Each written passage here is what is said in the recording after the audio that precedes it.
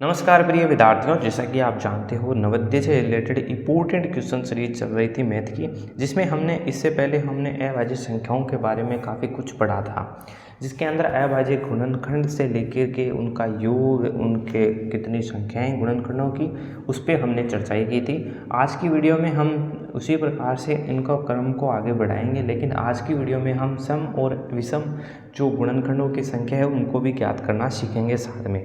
तो सबसे पहले शुरुआत करते हैं 6 नंबर क्वेश्चन से, क्योंकि इससे पहले क्वेश्चन हम पार्ट पिछले में कर चुके हैं। तो 6 नंबर क्वेश्चन कहता है कि 60 के अभाज्य गुणनखंड कितने हैं, है ना। 60 यानी कि 60 की अभाज्य गुणनखंड पूछे हैं, तो आप सबसे पहले 60 को लिखिए और इसको गुणनखंड के रूप में विभाजित कीजिए।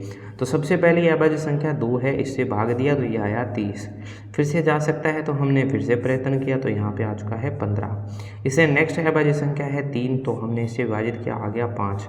फिर हमने 5 से विभाजित किया तो आ गया 1। यानी कि 60 के अभाज्य गुणनखंड हुए 2 गुणा 2 गुणा 3 गुणा 5। अब यहाँ तक तो हम हमेशा हल करते थे, ये भी क्वेश्चन आते थे, लेकिन इस बार पूछ सकता है कि गुणनखंड कितने हैं। तो गिनिए 1 2 3 4। तो टोटल हमारे पास जो है वो 4 अभाज्य गुणनखंड हैं। टोटल कितने हो चुके हैं? 4 अभाज्य गुणनखंड के रूप में टूट चुकी है संख्या, और ये हमारे पास छठे क्वेश्चन का आंसर हो गया। चलिए बढ़ते हैं नेक्स्ट क्वेश्चन की ओर। 7वां नंबर क्वेश्चन देखिए कि 500 के विषम गुणनखंड होंगे। अब देखिए गुणनखंड पूछे हैं, भाज्य अभाज्य दोनों मिलके होने चाहिए, लेकिन होने कौन सी चाहिए? विषम। इसको ज्ञात करने के लिए सबसे पहले आप 500 की अभाज्य गुणनखंड ज्ञात करो। सबसे पहले देखिए इसको हमने विभाजित किया 2 से, तो यहाँ पे कितना बचा है? 250। फिर हमने 2 से विभाजित किया तो ये बचा 125। अब ये सर्वप्रथम 5 से जाएगा तो 25 बचेंगे, फिर 5 से जाएगा तो यहाँ पे 5 बचेंगे, फिर ये 5 से जाएगा तो 1 बचेगा इस बार। यानी कि 500 के जो अभाज्य गुणनखंड हुए हैं वो हुए हैं 2 गुणा 2 गुणा 5 गुणा 5 गुणा 5। अब देखिए 2 की पावर तो है यहाँ पे 2 और 5 की पावर है 3। इसमें हमें क्या ज्ञात करना है? विषम गुणनखंड। विषम गुणनखंड करने के लिए आप देखिए सर्वप्रथम हम विषम संख्या का चयन करेंगे। तो यहाँ पे 5 क्या है? एक विषम संख्या है, यानी कि अभाज्य संख्याओं में 2 केवल एक ऐसी संख्या है जो कि सम संख्या है, बाकी सभी हमारे पास विषम संख्याएं हैं। तो सबसे पहला हमारे पास प्रथम कार्य रहेगा इसमें विषम संख्या का चयन करना। उसके बाद क्या करना है? हमें विषम संख्या में 1 जोड़ के उनको आपस में गुणन करना है। तो यहाँ पे 2 को हमें जोड़ना है तो छोड़ दिया हमने, यहाँ पे 3 है तो 3 लिखा, प्लस 1 कर दिया तो 4 आ गया। इससे आगे संख्या होती तो और अधिक गुणा करते। अभी फिलहाल इस क्वेश्चन में पूछा है कि 500 के विषम गुणनखंड कितने हैं, तो टोटल हो जाएंगे 4। अब देखिए अब काफ़ी विद्यार्थियों के मन में कुछ और सवाल आएंगे तो उनको हल कर लेते हैं। थोड़ा सा इसको इस प्रकार से कर लेते हैं। तो सबसे पहले हम बात करें 500 के गुणनखंड हम क्या क्या कर सकते हैं। तो देखिए सर्वप्रथम हम लिख सकते हैं 500 गुणा 1, या हम कह सकते हैं 1 गुणा 500। और यहाँ से अगर हम गुणा करते हैं तो 3 + 4 यानी कि 12 आते, यानी कि टोटल 12 गुणनखंड आएंगे यहाँ से। नेक्स्ट देखिए 250 गुणा 2 लिख सकते हैं, 250 गुणा 2 यानी कि 2 गुणा 250। ठीक है, इससे आगे हम इसको विभाजित करेंगे, 3 से नहीं होगा, इसके बाद 4 से करेंगे तो 4 1 और हाँ बिल्कुल होगा 125 गुणा 4, यानी कि 4 गुणा 125। ठीक है, नेक्स्ट संख्या देखिए, अब हम इसको विभाजित करेंगे 5 से, तो 100 गुणा 5, और यहाँ पे हम लिख देंगे 5 गुणा 100। तो यहाँ पे देखिए 1 2 3 4 5 6 7 8 हो चुके हैं टोटल। इसको यहाँ पे इस प्रकार से मिला देते हैं, और यहाँ पे देखिए 500 के इतने हो चुके हैं, 100 तक पहुँच गए हैं, 5 से विभाजित कर दिया। 6 से विभाजित करेंगे तो 6 से 48 तो नहीं होगा, 7 से भी नहीं होगा। 8 से देख लेते हैं तो 8 से भी ये नहीं होगा, 9 से नहीं होगा, अब होगा ये 10 से।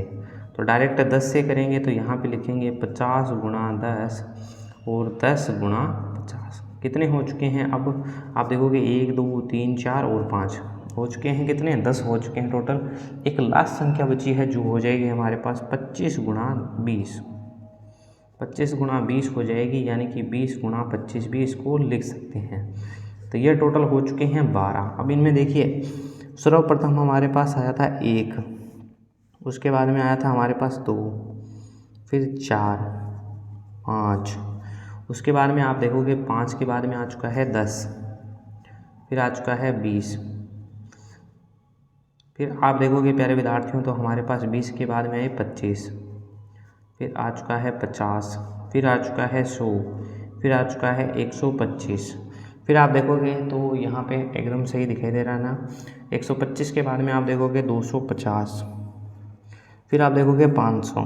तो आप देखिए ये 12 है, इनमें से विषम संख्या सर्वप्रथम 1 है, फिर आप देखोगे 5 आई है, फिर आप देखोगे 25 आई है, इसके बाद में देखेंगे तो 125 आई है। तो यहाँ से हमारे पास टोटल जो विषम संख्याएं हैं वो 4 आई है और यही इसका क्वेश्चन का आंसर है। तो एक तरीका तो ये है, एक तरीका ये है कि हम सम संख्या वाले स्थान को छोड़ देंगे और विषम संख्या निकाल लेंगे। अब ये तो बात हो गई जब हमें विषम संख्या पूछे। यदि हमारे पास से सम संख्या पूछते तो किस प्रकार से हम इसको आंसर करें, ठीक है ना। तो इसका आंसर हो जाएगा 4। बिल्कुल आपको समझ में आया होगा, यदि नहीं आया है तो वीडियो को आप फिर से देखिएगा, ठीक है। चलिए एक और क्वेश्चन की ओर बढ़ते हैं जिसमें हमें सम संख्या की बात करें। तो सम संख्या में पहले हमें टोटल ज्ञात करना पड़ेगा, उसमें से हम विषम संख्याओं को यदि घटा देते हैं तो सम संख्या ही बचेगी। 8वां नंबर क्वेश्चन देखिए, 500 के सम गुणनखंड होंगे। तो देखिए इसी प्रकार से हम जो ज्ञात किया था, टोटल हमारे पास गुणनखंड कितने आए थे, टोटल आए थे 12, उनमें से विषम आए थे 4 और उनको हमने हल किया तो हमारे पास टोटल बच गए कितने, 8, है ना। तो इसका आंसर हो जाएगा 8। देखिए इस प्रकार से हमने पहले विषम संख्याएं ज्ञात की थी और हमारे पास टोटल जो गुणनखंड आए थे उनकी भी संख्या आप ज्ञात कर सकते हो। टोटल के लिए आपको 2 की पावर में 1 जोड़ना पड़ेगा, फिर हमें 5 की पावर में भी 1 जोड़ना पड़ेगा। तो यहाँ से 3 बनेगा, यहाँ पे 4 बनेगा, टोटल बन जाएगा 12। तो टोटल में से यदि हम विषम को घटा देते हैं तो सम बचते हैं। देखिए किस प्रकार से, आप देखोगे 1 2 3 4 5 6 7 और 8, टोटल 8 बन रही हैं और यही हमारे पास आंसर है। दूसरी जगह आप देखोगे तो इसमें 2 की पावर है, इस प्रकार से। तो इसमें एक तरीका और है ज्ञात करने का, वो ये तरीका है कि आप क्या करो, इसमें एक और तरीका है, देखिए किस प्रकार से। तो जब भी हमें सम संख्या निकालनी हो तो आप क्या करोगे, 2 की पावर जितनी है उसको लिखोगे, यानी कि सम संख्या की पावर जितनी है उनको लिखोगे, फिर विषम संख्या की पावर में 1 प्लस कर दोगे, यानी कि यहाँ पे बना 2, यहाँ पे बना 4, यानी कि 8 आ गया। तो यही हमारे पास इसका आंसर है और इसके अलावा आप इससे अधिक क्वेश्चनों को भी हल कर सकते हो। तो चलिए बढ़ते हैं नेक्स्ट क्वेश्चन की ओर। ये आपको समझ में आया होगा क्योंकि पिछला क्वेश्चन की तरह ही है, उसमें से हम यदि विषम संख्याओं को घटा दें, यानी कि विषम संख्याओं को घटा दें तो केवल सम गुणनखंड बचते हैं और इसका आंसर हो जाएगा कितना, 8। चलिए बढ़ते हैं नेक्स्ट क्वेश्चन की ओर जो कि इंपॉर्टेंट क्वेश्चन रहेंगे।